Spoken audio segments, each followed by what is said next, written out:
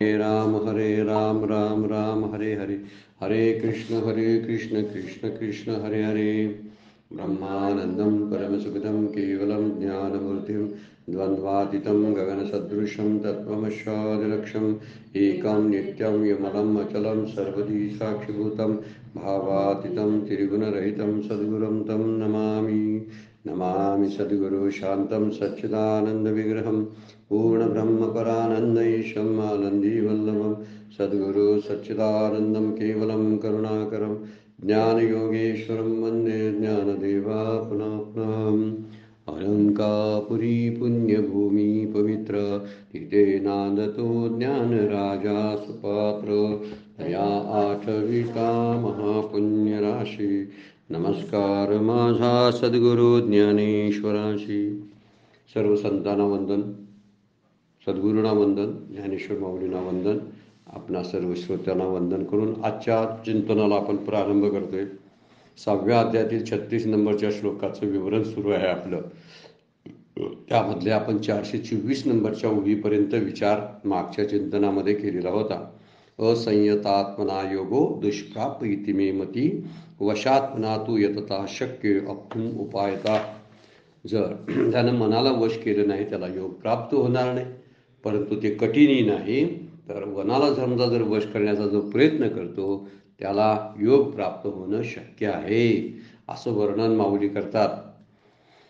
येधवी विरक्ती जयाशी नाही, जे अभ्यासी न रिगती कही, तया ना कळे हे आम्हीही न म्हणू काही, परी यमनियमाची वाटा न वजिजे, काही वैराग्याची सेन करिजे, केवळ विषय दळी ठाकीजे बुडी देऊनी, या झालिया मानसा कही, युक्तीची कांबी लागली नाही, तरी निश्चळ होईल काही कैसेनी सांगे, म्हणून मनाचा निग्रह होय, ऐसा उपाय जो आहे, तो आरंभी मगनो हे कैसा पाहो। माऊली काय बोलतात की मनाचा निग्रह ज्या योगाने होतोय तो उपाय आहे, त्याचा आरंभ तरी करतो।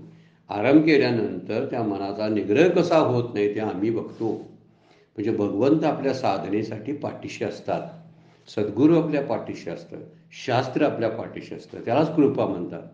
यांच्या एक एक कृपा आपल्याला होण्यासाठी आपण निश्चयानं आणि निग्रह करून एकाग्रतेनं तो प्रयत्न, तो योग प्राप्त करण्याचा, नामयोग ध्यानयोग प्राप्त करण्याचा प्रयत्न केलाच पाहिजे। म्हणजेच मग आपल्याला पाठीला उपयोग येतं। आपण करा आणि भगवंताला हाक मारा असा श्रुतीचा घोषच आहे। आपण न करता भगवंताला हाक मारायला लावलो तर हा आळशी आहे, त्या आळशी माणसाला भगवंत आणि शास्त्र कृपा करत नाही। म्हणून आपला आळस टाकून द्यावा, कंटाळा टाकून द्यावा, त्यातलं जो काय म्हणतो आपण त्याला असलेलं जे त्याच्यामध्ये रुची नसते ह्या गोष्टी सगळ्या टाकून दिल्या तर आपल्याला भगवंत पाठीशी उभा राहतात, शास्त्र पाठीशी उभा राहतं, ज्याने आपल्याला नाम दिले ते सद्गुरू आपल्या पाठीशी उभे राहतात आणि मगच आपली साधना व्यवस्थित होत असते। त्यामुळे कुठल्याही ग्रंथाचा अभ्यास करताना त्या शास्त्राची कृपा व्हावी लागते, आपल्या सद्गुरूंची कृपा व्हावी लागते आणि भगवंत मग कृपा करत असतो। तर या भगवत कृपेसाठी भगवंतच सांगतात तू एकदा हा निग्रह करायला सुरुवात कर, मग पुढचा आम्ही बघून घेतो। म्हणून मनाचा निग्रह होय, ऐसा उपाय जो आहे तो आरंभी मग्नो हे कैसा पाहो। आता पुढे 425 नंबरच्या ओळीकडे आपण जाऊया। तरी योग साधन जितुके ते अवघेची काय लटके, परे आपण पया अभ्यासू न ठाके हेची म्हणे। आता किती सुंदर वर्णन सांगतात बघा माऊली। मनाचा निग्रह करणं पूर्णतया अशक्यच असेल असं तू समजत असेल, हे अशक्यच आहे, हे करता येणार नाही, तर इतर जे साधन आजपर्यंत शास्त्राने सांगितलेलं आहे ते का खोटं आहे, लटकं आहे का? अवघेची का लटके, योग साधन जितुके ते अवघेची का लटके। अवघे जे म्हणजे सर्व विषय आहे, म्हणजे यमनियम सांगितलेले आहेत, प्राणायाम सांगितलेले आहेत, मनाचा निग्रह करण्यासाठी काय मानस पूजा, शास्त्राचा अभ्यास, हे सगळं सांगितलंय ना, ते काय लटकं आहे का, खोटं आहे का? ही शास्त्रानं सांगितलंय ती खोटे आहेत का? तर पण आपण पण अभ्यासू न टाके ह्याची म्हणे, आपल्याला अभ्यास झेपत नाही असं म्हण। माणसं काय करतात, हे कठीण असतं, अशक्य आहे, अशक्य कोण सांगेल का? संत आणि शास्त्र अशक्य कधी सांगत नाही. हे त्यांच्यात असलेलं एक मोठं लक्षण आहे शास्त्राचं.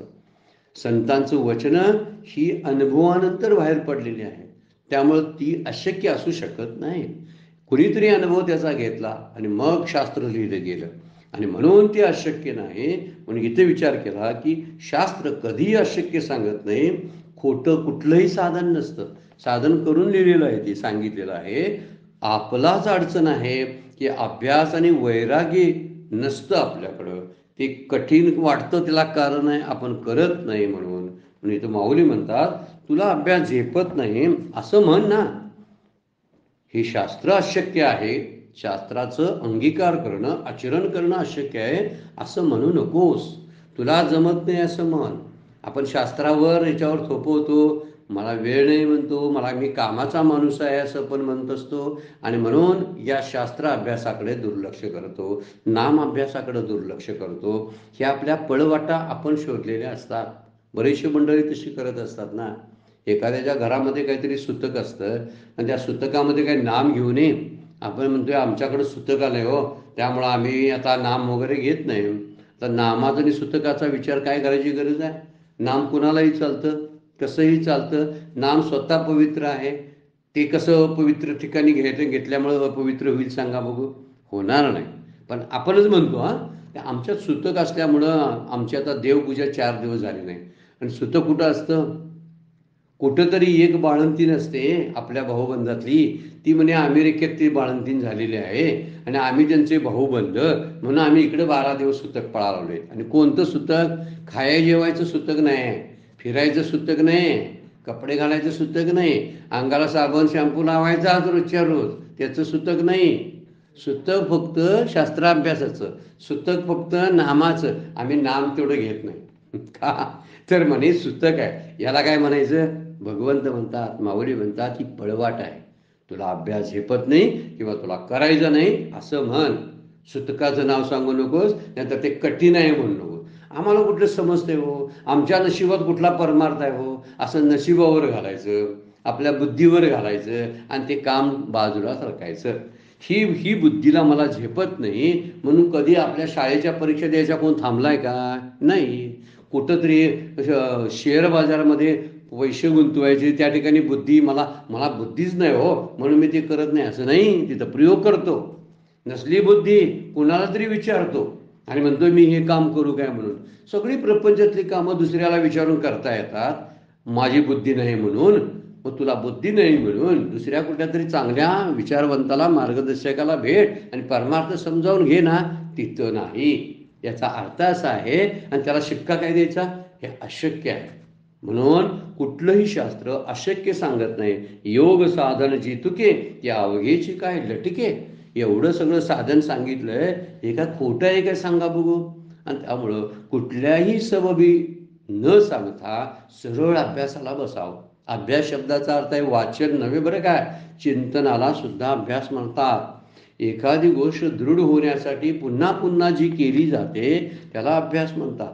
मग आता अभ्यासामध्ये चिंतन सुद्धा येतं, अभ्यासामध्ये नाम घेणं पण आहे, अभ्यासामध्ये ध्यान पण आहे.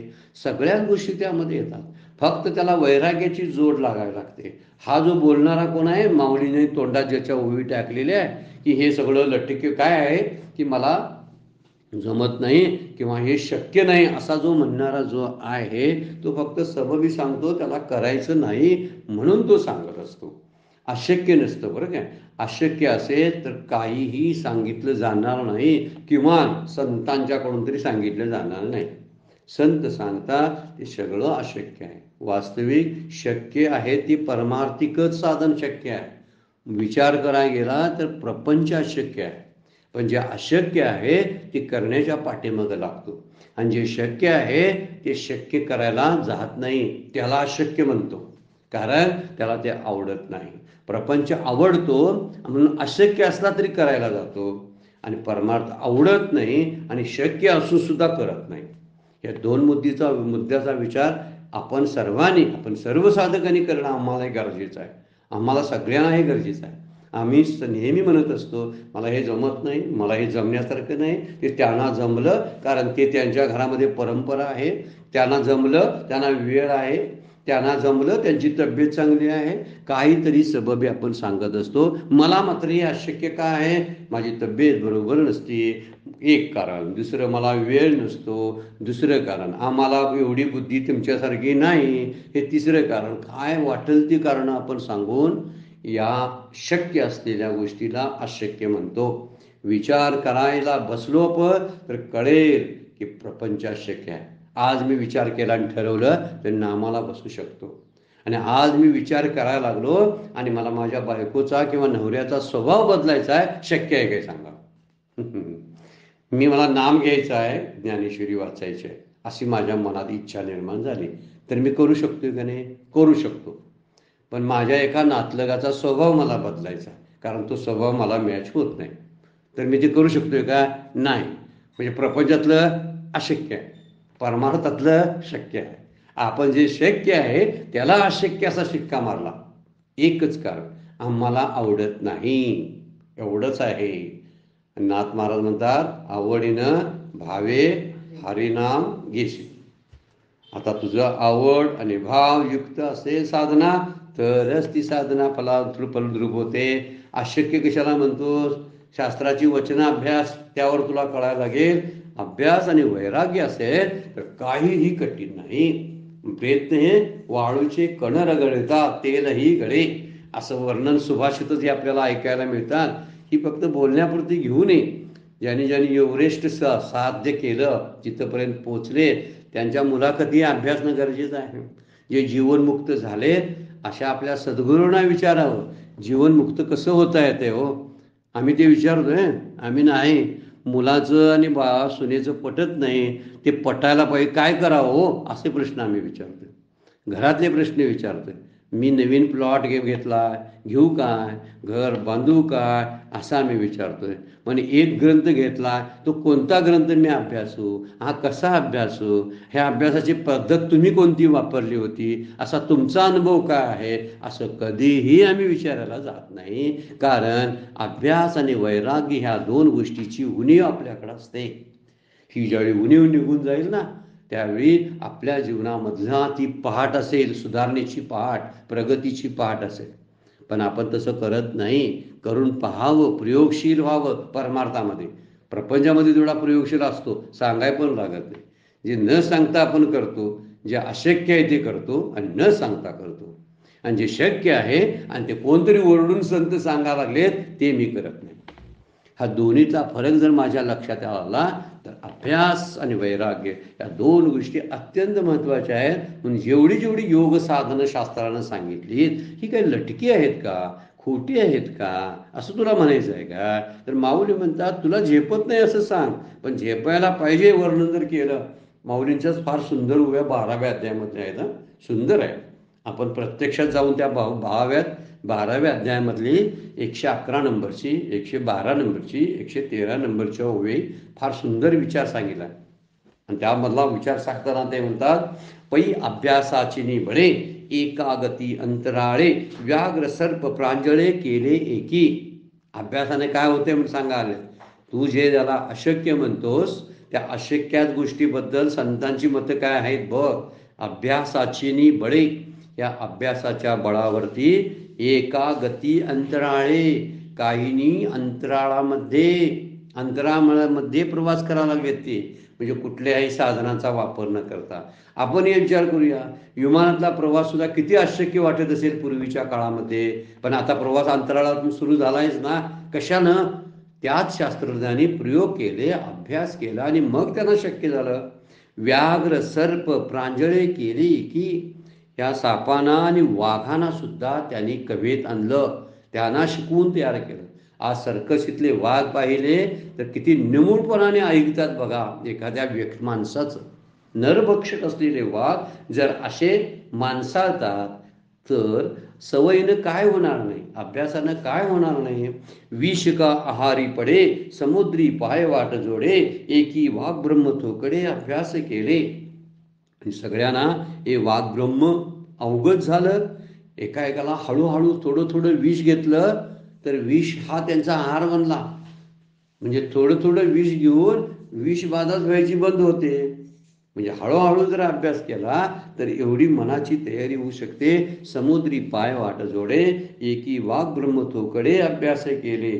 समुद्रातून सुद्धा वाट मिळू शकते. म्हणून अभ्यासाशी कही, ही गोळी आता प्रसिद्ध आहे बघा 12व्या अध्यायातील. म्हणून या अभ्यासाशी कही सर्वता दुष्कर नाही, या लागी माझ्या ठाई अभ्यासी मिळ. अभ्यासाला कुठली गोष्ट दुष्कर अशक्य नाही. म्हणून तू काय कर, जर माझ्यापर्यंत तुला पोचायचं असेल तर भगवंतापर्यंत पोचायचं म्हणजे काय, तो भगवंत कुठंतरी आहे पंढरपुरात काय आहे, काय आळंदीत काय अक्कलकोटमध्ये नाही आहे. तो आहे माझ्या हृदयस्थ आहे. त्या हृदयस्थ असलेल्या परमेश्वराला तुला जर भेटायचं असेल तर अभ्यासाशिवाय दुसरा कुठला पर्याय सांगता येत नाही. आणि अभ्यासासारखं सोपं, अभ्यासाशी काही सर्वता दुष्कर नाही. अभ्यास करायला काही कठीण नाही. ह्या सर्वांनी अभ्यास केला. सापाला व्याघ्राला आपलंसं केलं, विष पचवलं, समुद्रावरून पायवाट केली, अंतराळामधून फिरायला लागलेत लोक. बघितलं तर आपल्याला योगानं काय काय साध्य केलेलं आहे याची उदाहरणं बघायला मिळतात. मग आपण म्हणायचं समुद्रावरनं पायवाट केली म्हणजे जहाजाचा शोध लावलाच ना शास्त्रज्ञांनी, अंतराळामध्ये विमानाचा शोध लावलाच ना त्यांनी. आणि व्याघ्र सर्प प्रांजळे केली की ह्या शब्दाचा अर्थ आहे वाघ साप सुद्धा आता आपल्याला फिरवतात लोक, गळ्यात घालून वाघ की सापाला फिरवतात, वाघाला सर्कशीत नाचवतात. एवढे हिंस प्राणी त्यांनी जरा सवयीनं सरावानं जर आपलेशी केले असतील तर ही गोष्ट तुला का शक्य होणार नाही. माऊली बोलतात 12व्या अध्यायामध्ये, मला येत नाही. हे आपल्याला करायचं नाही असं म्हणावं, येत नाही असं म्हणू नये. आपण म्हणतो का परमपूज्य आपल्या सद्गुरूंना जर आपण कधीतरी विचारायला गेलो की मला अभ्यासच होत नाही, अभ्यास लक्षात राहत नाही, हे लक्षात राहत नाही तर ते म्हणतात आवड नाही असं म्हणा, लक्षात राहत नाही म्हणू नका. ज्याची आवड असते ते सगळं लक्षात राहतं. बाजारात दुकान माल आणायला आपण गेलो तर घरातला सगळा माल माझ्या लक्षात असतो, बायकोनं सांगितलेला बरोबर सगळ्या मी व्यवस्थित घेतो. मग एखादी ओवी का लक्षात राहीना, एखादा अभंग का लक्षात राहीना, एखादं शास्त्र संस्कृत सुभाषित का लक्षात राहीना झालंय, नाही राहत, कारण त्याची आवड नाही. म्हणून आवड असली की सगळं होतं. म्हणून सगळा आवडीची गोष्ट आहे परमार्थाची. परमार्थामध्ये गोष्ट पाहिजे आहे ती प्रेम भाव पाहिजे आहे, बाकी अन्य काय लागत नाही. आणि असा नुसता भाव आपण व्यक्त केला आणि अभ्यास करायला लागलो ना तर सगळं सोपं होतं. अशक्य ते शक्य करतील स्वामी. कोण करतात ते? अशक्य ते शक्य आपले सद्गुरू भगवंत अशक्य असलेली गोष्ट शक्य करून दाखवतात. आणि शास्त्रासारखी ही श्रुती माऊली जी आहे ना, ही श्रुती माऊली आपल्याला आशीर्वाद देते. कारण शास्त्र कुणाला कळते म्हणलेलं आहे, ज्यानं भगवंता इतकं गुरूंच्यावर प्रेम केलं, शास्त्रावर प्रेम केलं, त्याला शास्त्राचे गुढार्थ कळतात असं उपनिषदाचं सांगणं आहे. मला सुद्धा गुढार्थ जर कळायचे असतील, ज्ञानेश्वरीतील खोचक ओव्याला जर लक्षात यायचे असतील, ओवीच्या पाठीमागं अर्थाचा पाठीमागचा अर्थ जर कळायचा असेल ज्ञानेश्वरीतला, तर ज्ञानेश्वर माऊलींच्यावर प्रेम असायला पाहिजे. त्यासाठी मला कंटाळा टाकून त्याचं चिंतन करावं लागेल, मगच मला गुढार्थ कळतील. आणि त्या गुढार्थ कळल्यानंतर मी जेव्हा तो अभ्यास करायला लागेल तो आनंदही असेल. माऊलींचं सांगणं आहे शक्य सगळं आहे अभ्यासानं. तू अशक्य म्हणतोस कारण तुला ते झेपत नाही म्हण, करायचं नाही म्हण, तुला आवड नाही म्हण. असं म्हटलास तरी ठीक आहे, ते एक वेळा मी मान्य करेन. तरी योग साधन जी तुके ते अवघेची काय लटके, तरी आपण पया अभ्यासू न ठाके हेची म्हणे. पुढची ओवी, अंगी योगाचे होय बळ तर मन केतुले चपळ, काय महद आदी हे सकळ आपण म्हणजे प्राप्त होणार नाही. महद आदी सगळी प्रकृती जी आहे ही प्रकृती काय अपरिश करता येणार नाही. कशामुळं? जर योगाचं बळ जे आहे ते जर वापरलं तर मनाचा चपळपणा किती दिवस होणार आहे पुढे, किती म्हणून धावेल ते. जर मनाला जर त्या योगाच्या बळानं दटावलं, त्याला काबूत ठेवलं आणि त्याला जर व्यसन गाठली योगाच्या बळाच्या द्वारे, तर ते त्याचा चपळपणा मोडणार नाही का. आणि ही महदादी म्हणजे सगळी जी प्रकृती आहे ही प्रकृती आपण आहे. अंगात योगाचे बळ असेल तर मन किती चंचल राहणार आहे. योगाच्या चिकाटीने अभ्यास केल्यानंतर मनच काय तर महतत्वादी हे सर्व जग देखील स्वाधीन होणार नाही काय? विचार करण्यासारखी बाब आहे. योग बळानं मनाच्या बळाला आवर घाला. मन ताकदवान आहे. प्रमाती बलवद दृढम असा शब्दप्रयोगच वापरला अर्जुनाच्या मुखात. श्लोक घातलेला आहे भगवद्गीतेनं. बलवद दृढम अत्यंत आहे, प्रमादी आहे, अतिशय चलाक आहे, ते चंचल आहे, वायूसारखं आहे बरोबर आहे. पण जर योगबळाची शक्ती त्याला जर दिली तर त्या योगबळानं त्याला आपलंसं करता येतं, त्याला बांधून ठेवता येतं. आणि ते योग बळ म्हणजे साधन बळ, आणि ते साधन बळ म्हणजे नाम साधना, ध्यान साधना, तत्वचिंतन. आपण दुसरं काही बोलायचं नाही. या तिन्हीवर गोष्टीवरच आपला परमार्थ सतत चालू ठेवायचा. आपण नाम चालू आहे, ध्यान चालू आहे, आणि अभ्यास, शास्त्र अभ्यास चालू आहे, तत्वचिंतन. जे तत्व मी नामाच्या द्वारे ज्याला एकत्र केलेलं आहे, राम नावाचं तत्व आहे, कृष्ण नावाचं तत्व आहे, हे शास्त्राने त्याला बांधून ठेवलेलं आहे. आणि शास्त्र त्या रामाची, त्या कृष्णाची, त्या कृष्ण आणि रामाच्या नामामध्ये असणाऱ्या शक्तीचं काय आहे, शक्ती त्याचं वर्णन शास्त्रामध्ये सांगितलेलं आहे. ते समजून घेऊन, शास्त्राला समजावून घेऊन जर नाम घ्यायला लागलो तर नामाची आणि ध्यानाची उंची वाढेल. म्हणून शास्त्राचा अभ्यास करायचा. शास्त्राचा अभ्यास केव्हापर्यंत लागतो? जोपर्यंत नामाची महती आणि नाम आपलंसं होत नाही तोपर्यंत. एकदा नामाला आपण आपलंसं करून ठेवलं ना, मग शास्त्र अभ्यास कशाला करायला लागतं? एकदा मन जिंकलं ना तर योग कशाला करावा लागतो? काहीच करावं लागत नाही. Conquer your mind, you will conquer the world. आणखीन म्हणतात conquer yourself, you will conquer the whole world. जगाला जिंकण्याची क्षमता तुमच्या स्वतःमध्ये आहे. पण मनाला जिंकलं तर, ज्यानं मनाला जिंकलं त्याला जग जिंकता येतं. ज्याला स्वतःचं मन केळलं त्याला जगाची मनं करतात. म्हणून अंतर्ज्ञानी म्हणतोय आपण, ऋषीमुनी अंतर्ज्ञानी होते. त्यांना भूत भविष्य वर्तमान कळायचं. त्याला कारण आहे, त्यांनी स्वतःच्या मनाला काबूत ठेवलेलं होतं. आणि ज्याचं मन स्वतःचं काबूत येत होतं ते ह्या मनाचे एक निके देखील या गोडीच्या ठाया सुखे, अनुभव सुखचे कौतुके देईच जाईल, असं माऊली मागच्या वेळा बोलले. त्याचं कारण ते या मनाला असं काहीतरी पुरवा शक्ती की त्याला दृढ करता आलं पाहिजे, त्याची ताकद वाढवली पाहिजे. पण ती ताकद कोणत्या दृष्टीनं? आपल्या साधनेला त्याचा वापर करता यावा यासाठी त्याची ताकद वाढवायची. कमकुवत मन सुद्धा उपयोगाचं नसतं. आणि दृढ झालेलं प्रमादी असतं ना, बलवद, ते सुद्धा त्रासदायक असतं. आपण म्हणतोय बलवान मन पाहिजे, पण मन बलवान असेल आणि चप्पळ होऊन पळायला लागलं तर काय उपयोग आहे त्याचा? आणि मन कमकुवत असेल आणि आत्महत्याचा विचार जर करू लागलं तर ते मन, त्यामुळं आपला कॉन्फिडन्सच जातो. असं मन सुद्धा नको आहे. आणि असं मन नको की जे धावताना मला ताब्यातच ठेवता येणार नाही. त्यासाठी योग बळाचा वापर पहिल्यांदा करावा. एकदा मनाला आपलंसं केलं की त्या मनाकडून हवी तशी साधना करून घेता येते. ज्याला ब्रह्मराक्षस प्रसन्न झाले ना, अशी कथा सांगतात ना कीर्तनामध्ये, ब्रह्मराक्षस प्रसन्न झाला, काय करू सांगा? नाही सांगितलं की तुम्हाला खाणार. काय काम असेल ती मला सांगा. काय सांगा? हे केलं बघा. काय सांगायचं आहे तू करून करायचं ते. असलं ते ब्रह्मराक्षस होता. आता याला काय सांगायचं? नाही सांगितलं तर हा खाणार मला.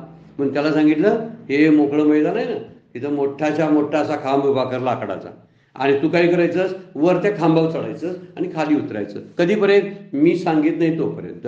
असा खांब लावायला सांगितला. किती सुंदर उदाहरण आहे बघा. जुनं उदाहरण आहे, पण आपल्या दृष्टीने कसं महत्वाचं आहे बघा.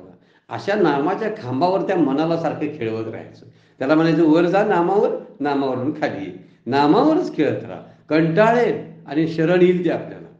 जेव्हा त्याला नामाला आपण लावतो ना त्यावेळी ते शरण येतं. आणि शरण येतं म्हणजे काय होते माहिती आहे? त्याची ताकद कमकुवत होते आणि आपण त्याचे मालक बनतो नामाचे, आणि ते आपलं गुलाम बनतं. आणि जेव्हा ते गुलाम बनतं त्यावेळी त्याच्याकडून जे कामं करायची आहेत ती मस्तपैकी करून घेता येतात. खूप कामं करून घेता येतात मनामध्ये. मनाच्या द्वारे. मनच सगळं परमार्थाला उपयोगी आहे. जर चांगलं ताब्यात राहिलेलं मन असेल ना, वश झालेलं मन, तेच उपयोगाचं आहे. कमकुवत असलेलं किंवा बलवद असलेलं मन आपल्याला उपयोगाचं नाही. जे चप्पळ मन आहे ना ते उपयोगाला येत नाही. कमकुवत झालेलं मन आहे ते उपयोगाला येत नाही. वश झालेलं मन साधनेसाठी उपयोगाचं आहे. म्हणून इथं काय माऊली म्हणतात की या योगाचे होय बळ तरी मन केतुले चपळ. जर माझी साधनेचंच बळ एवढं लावलं तर धावेल कशाला ते? इतक्या कामामध्ये त्याला व्यस्त ठेवलं, नामामध्ये वर चढायचं खाली उतरायचं, अशा नामाच्या खुंट्याला जर त्याला बांधून ठेवलं तर धावून कशाला? काय महदादी हे सकळ आपू नये? हे सगळे महदादी म्हणजे सगळी प्रकृती जर चिकाटीनं अभ्यास केला तर हे जग स्वाधीन होणार नाही का? पण मनोबळापेक्षा योगबळ श्रेष्ठ आहे, कारण पंचमहाभूतावर त्याची सत्ता चालवता येते. जर मन आपलंच झालं ना तर त्याची सत्ता पंचमहाभूतावर चालते. म्हणून वर्णन करताना योग वशिष्ठमध्ये एक फार सुंदर श्लोक आहे, फार सुंदर आहे. दुसाध्या सिद्धी मायांती रिपवोयांती मित्रताम विषान्य अमृतताम यांती सततम अभ्यास योगता. योग वशिष्ठ काय सांगते बघा, जर सतत अभ्यास सातत्याने जर अभ्यास केला तर दुस्साध्य गोष्टी सुद्धा साध्य होतात, शत्रूचे मित्र होतात आणि विष सुद्धा अमृत होतं. कशामुळं? योग बळामुळे. जर ठरवलं मी ना तर सातत्याने अभ्यास केला तर निश्चितपणे आपल्याला ते प्राप्त होतं. बघा अलीकडं मी पूर्वी रामरक्षा वगैरे म्हणताना वाटायचं किती कठीण आहे हो, किती कठीण आहे हो, किती कठीण आहे असं वाटायचं. विष्णू सहस्त्रनामातले किती शब्द किती कठीण आहेत हो, हे कुठले आपल्याला उच्चार करता येतील? ज्यांनी संस्कृत भाषा शिकली त्याला कळतं.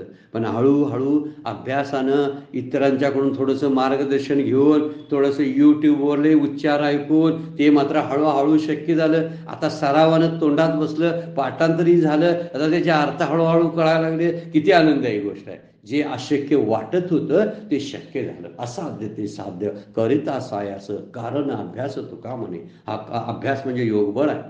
या योगबळानं मनाला व्यसन घालता येते. म्हणून इथं म्हणलेलं आहे असाध्य ते साध्य करिता सायास कारण अभ्यास तुका म्हणे. ओले मूळ भेदी खडकाचे अंग आयासाशी सांग कार्यसिद्धी. तुकाराम महाराजांचा अभंग कसा आहे बघा, ओले मूळ भेदी खडकाचे अंग. अहो खडक किती कठीण हो, डोकं तिच्यावर आपटलं तरी तो खडक फुटत नाही, आपलं डोकं फुटेल. परंतु त्या खडकाला भेदून एखादं रोपटं त्यातून येतं. फुटती तरोवर उष्ण काळ माशी जिवंत अशी कोण घाली. तुकोबा बोलतात बघा, ते वर्णन वेगळं आहे. इथं फुटती तरोवर उष्ण काळ माशी तर म्हणलं की त्या खडकातून रोपटं येतच कसं? त्याला कुणी ताकद दिली? तर त्याची ताकद स्वतःची आहे त्याची. ती त्याला वर यायचं आहे. माझं असं आहे काय, मला देवाला भेटायचं आहे, मला मोक्षच पाहिजे असं कधी म्हटलो आपण? मला हे पाहिजे, प्रपंचातलं ते पाहिजे असं सारखं म्हणतोय आपण. एकदा म्हणून तरी उलट बघूया, नाही मला देवाला भेटायचंच आहे असं 10-20 वेळा 50 वेळा तर दिवसातून एक म्हणून तरी टाकूया. भेटायसाठी राहिलेले प्रयत्न राहू देत, पुढे बघूया. पण म्हणत तर राहूया ना, मला देवाला भेटायचं आहे, मला त्याचं दर्शन घ्यायचं आहे, मला आत्मस्वरूपाला पाहायचं आहे, म्हणजे माझं आत्मस्वरूप मला जाणायचं आहे, ते जाणून मला ओळखायचं आहे, मला मुक्त व्हायचं आहे असं कधीतरी आपण म्हणतो का? इथं म्हणतात ओले मूळ भेदी खडकाचे अंग. इतका कठीण खडक सुद्धा तुकोबा म्हणतात एक साधं एका छोटस मूळ असतं ना रोपटं, ते भेदून आयासाशी सांग कार्यसिद्धी. आयासाशी म्हणजे प्रयत्नानं कार्यसिद्धी होते, कार्य तडीस जातं. पुन्हा प्रयत्न, त्याला भगीरथ प्रयत्न म्हणतात बघा. भगीरथानं पृथ्वी तलावर गंगा आणली आणि त्यासाठी त्याने केलेले प्रयत्न जे आहे ते अथक प्रयत्न होते. म्हणून त्याला भगीरथ प्रयत्न आता असं आपण म्हण पडलेली आहे मराठीमध्ये बोलण्याची. केवढे प्रयत्न? तर भगीरथ प्रयत्न. भगीरथासारखे प्रयत्न करता येतात काय आपल्याला? नाही. आपण ते प्रयत्न करतो, इकडं जरी तोंडगशी कुणी पाडलं तरी सुद्धा त्याच्या दारात जातो. अनेक वेळा ज्याने अपमान केला त्याच्याच नादाला आपण परत लागतोय की नाही? तिथं लाचारी स्वीकारतो. इकडं का नाही? मग माझं एकदा अपयश आलं, नाही मला काय नामच जमत नाही, लगेच सोडलं उद्यापासून. नाही मला काय ज्ञानेश्वरी समजतच नाही, का कठीण होय का? ते त्यावेळेचे शब्द आहेत हो, प्राकृत आहेत हो, ते काय मला काही कळत नाही, मराठीतलं सुद्धा काही कळत नाही असं म्हणायचं आणि वाचायचं सोडून द्यायचं. हे सोडून देणं प्रपंचामध्ये जमते का? कधी प्रपंचाची गोष्ट जमत नाही म्हणून सोडून दिलेला माणूस दाखवा बघू, कोणतरी आहे का? कोणीच नाही. प्रपंच जमत नाही म्हणून सोडून दिलेली भरपूर कोणच नाही. पण मला जमत नाही, मला बोलता येत नाही, मला हे करत नाही, माझं आता वय झालंय, मला प्रवचन करता येत नाही, मला थरथर कापते माझी मान हात. कधी? फक्त ज्ञानेश्वरी वाचताना, प्रवचनाला जाताना तेवढं थर कापते.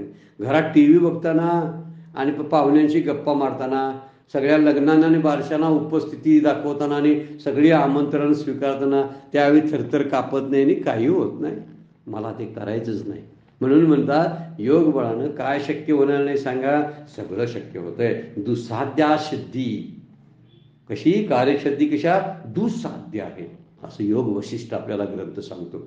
या विचारावरून एक गोष्ट आपल्याला लक्षात येण्यासारखी आहे, अशक्य काही नाही. नथिंग इज इम्पॉसिबल असं एक जे बोललं जातं ते इम्पॉसिबल काय आहे, नथिंग म्हणण्यापेक्षा त्यात घालूया प्रपंच इज इम्पॉसिबल. प्रपंच सिद्ध करणं, प्रपंचाची सिद्धी करणं पॉसिबल नाही आहे. लोकांना शिकवणं आणि वळण लावणं फार अवघड आहे. म्हणून लोकांना शिकवायच्या नादाला कधी लागायचं नाही, आपण शिकायचं आहे. लोकांना शिकवायचं जर असेल तर मला शिकायचं आहे. म्हणून एक एक दृष्टांत किंवा एक कथा तुम्हाला सांगतो. असं जर आम्ही कुणाकडे गेलो तर कुणासाठी सांगतो, माझ्या आठवणीत राहा म्हणून तुला सांगतो. तुझ्या आठवणीत राहणार काय नाही राहणार हा तुझा प्रश्न आहे.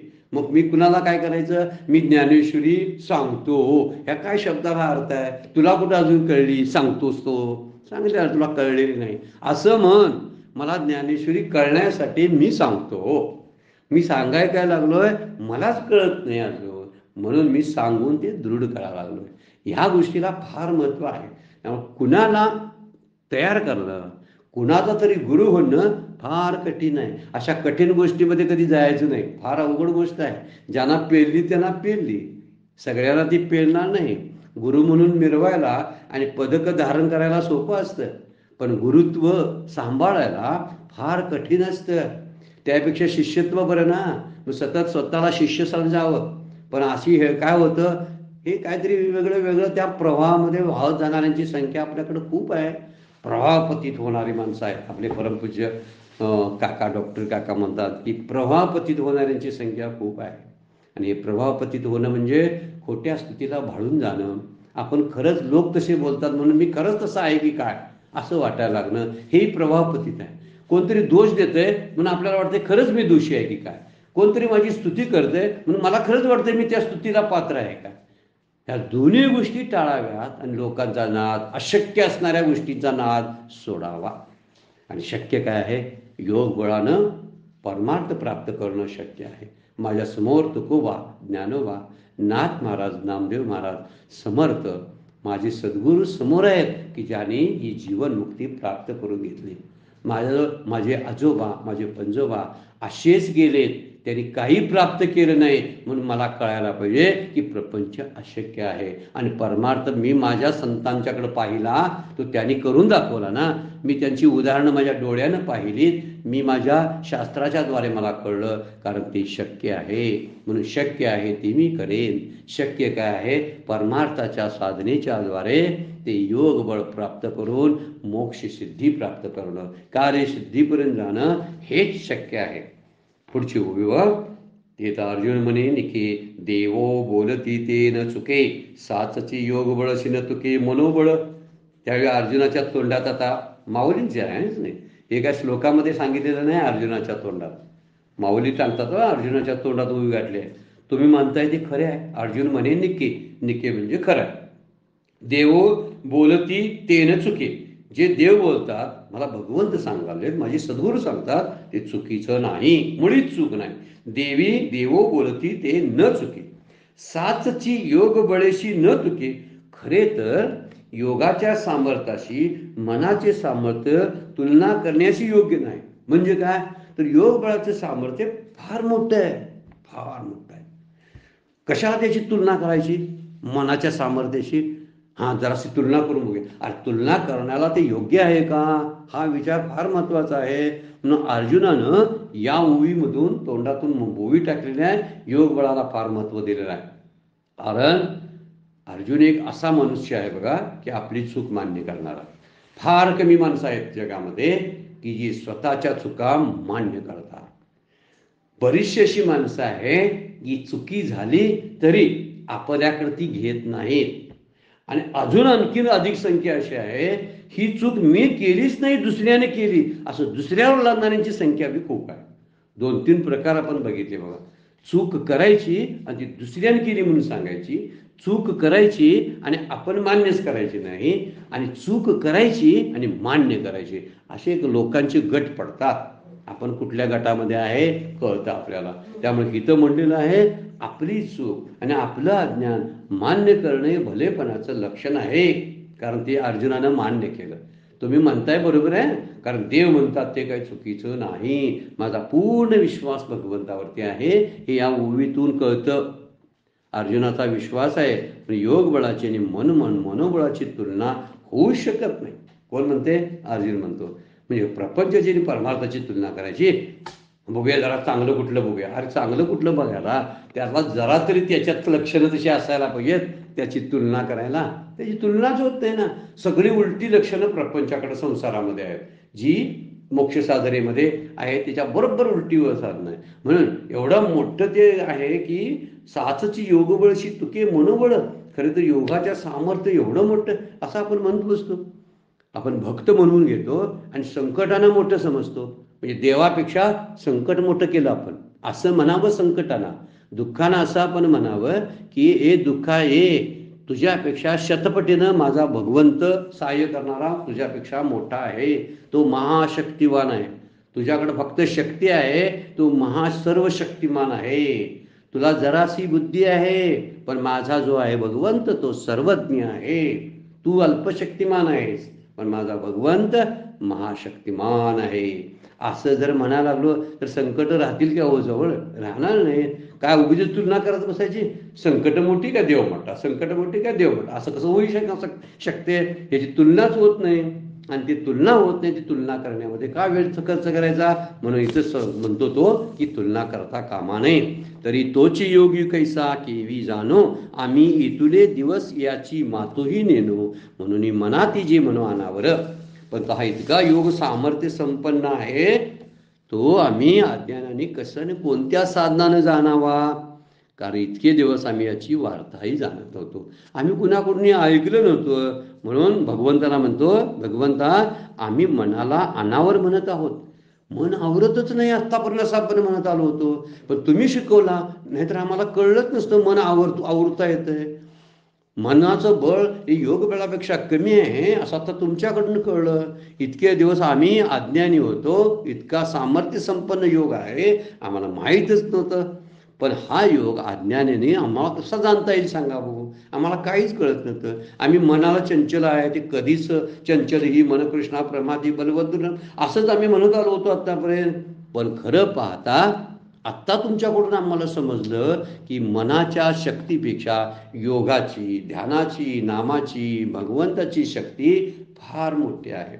भगवंताचं पाठबळ जिथं असतं त्या ठिकाणी अशा गोष्टीची चिंता करण्याचाच अर्थ काय आहे की माझं मन ताब्यात राहत नाही, माझं मन मोठं आहे, बलवद आहे, ते आहे कसं आहे तर दुराग्रही आहे.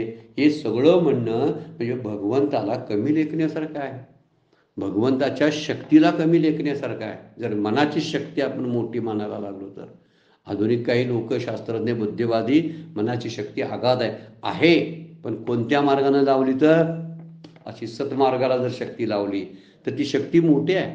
पण चुकीच्या मार्गाला लागली तर तीच शक्ती आपल्याला अधपाताला नेऊ शकते, तीच शक्ती आपल्याला ऊर्ध्व गतीला नेऊ शकते. म्हणून तो म्हणतो तो योग इतका सामर्थ्य संपन्न आहे हे आम्ही कसं जाणणार? म्हणून मन अनावर होतं असंच आत्ता आपण पर्यंत म्हणत होतो, पण तुमच्या कृपेमुळे आम्हाला समजलं. म्हणजे तुमची कृपा झाली, म्हणजे भगवंताची कृपा झाल्याखेरीज भगवंताचंच महत्त्व कळत नाही. संतांची कृपा झाल्याशिवाय संत कळत नाहीत, आत्म्याची कृपा झाल्याशिवाय आत्मा कळत नाही. हे आपल्या उपनिषदामधलं वाक्य आहे बघा. आत्मा कळतो जेव्हा आत्मा त्याला वरतो, असं वृणोती शब्द वापरलेला. आत्मा कुणाला कळतो? जेव्हा आत्माच त्या साधकाला माळ घालतो, आपली वरतो. आत्मा वरतो म्हणजे आत्मा त्याला स्वाधीन होतो, तेव्हाच त्याला कळतो. संत केव्हा कळतात? संतांच्या जवळ गेलं तर, म्हणजे संतांनीच त्याची इच्छा झाली मी याला कळावा तर संत त्याला कळतात. भगवंत कधी कळतात? देवाचीच इच्छा व्हायला पाहिजे मला माझं स्वरूप याला कळावं, तेव्हाच देव कळतो. त्यालाच कृपा शब्द वापरलेला आहे. तुमच्या कृपेनं आम्हाला हा योग कळायला लागलेला आहे, नाहीतर काही कळत नव्हतं. 429 नंबरची ओवी. हा आता आगवे या जन्मा तुझे नि प्रसादे पुरुषोत्तमा, योग परिचय आम्हा झाला जे. आणि पुरुषोत्तमा म्हणजे भगवान श्रीकृष्णाला पुरुषातला उत्तम पुरुष, पूर्ण पुरुष शब्द वापरलेला आहे. पुरुषोत्तमा आपण तो बघणार आहोत 15व्या अध्यायामध्ये. आमच्या साऱ्या जन्मात तुझ्या कृपा प्रसादाने आम्हाला कधी नव्हे तो योगाचा परिचय झाला, ओळख झाली. कसा योग, साधन कसं करायला पाहिजे तुझ्या कृपेनं कळलं. भगवंताच्या कृपेखेरी साधन सुद्धा कळते. साधन चालायचं, साधन करून घ्यायचं, साधन सिद्धीला न्यायचं, या तिन्ही गोष्टी भगवत कृपेशिवाय, ईश्वर कृपा, शास्त्र कृपा, सद्गुरु कृपेखेरीज होत नाही. कायम लक्षात ठेवायचं. मी करतो साधन म्हणून कधीच होणार नाही. अनंत अडचणी येऊ शकतात, परंतु सद्गुरूंच्या कृपेनंच मी साधन करतो, भगवंताच्या कृपेनं मी साधन करतो असं म्हणता आलं पाहिजे अर्जुनासारखं आपल्याला. अर्जुन म्हणतोय ना, तुमच्या कृपा आशीर्वादाने मला कळलं योग काय, नाहीतर काय कळलाच नसता. बरं झालं तुमची कृपा झाली आणि मला योग कळालं. हे ज्ञानाचं भांडार माझ्याकडं ओपन झालं. तुम्ही किल्ली मला मिळाला, त्या ज्ञान भांडाराची किल्ली तुमच्या रूपाने मला सापडली. गुरु किल्ली म्हणलेले समर्थ म्हणतात, गुरु किल्ली सापडली ना, ती भांडारग्रही भरली, पर असते मग्नी गेलेली आहेत, असून सुद्धा ती भांडारग्रह उपयोगाला येत नाही. पण गुरुकृपेची किल्ली जेव्हा सापडते किंवा भगवंत कृपेची किल्ली जेव्हा सापडते, तेव्हा शास्त्र सगळं आपल्या लख सूर्यप्रकाशासारखं आपल्या समोर येऊन आपल्याला माळा घालायला उभा राहतं. आपणही असंच हट्टानं साधना करावी. हट्टानं, जसा प्रपंच हट्टानं करतो ना, तशी साधना हट्टाने करावी. म्हणजे आपल्याला अभ्यासाच्या आणि वैराग्याच्या द्वारे हे योग बळ प्राप्त होऊ शकतं, असं अर्जुनाला भगवंत सांगतात. आणि अर्जुनानेही ते मान्य केलेलं आहे. वेळ संपलेला आहे. आजची सेवा सद्गुरूंच्या चरणी, भगवान ज्ञानेश्वरांच्या चरणी अर्पण करून विराम घेऊया. पुंडलिक वरदारी विठ्ठल श्री ज्ञानदेव तुकाराम.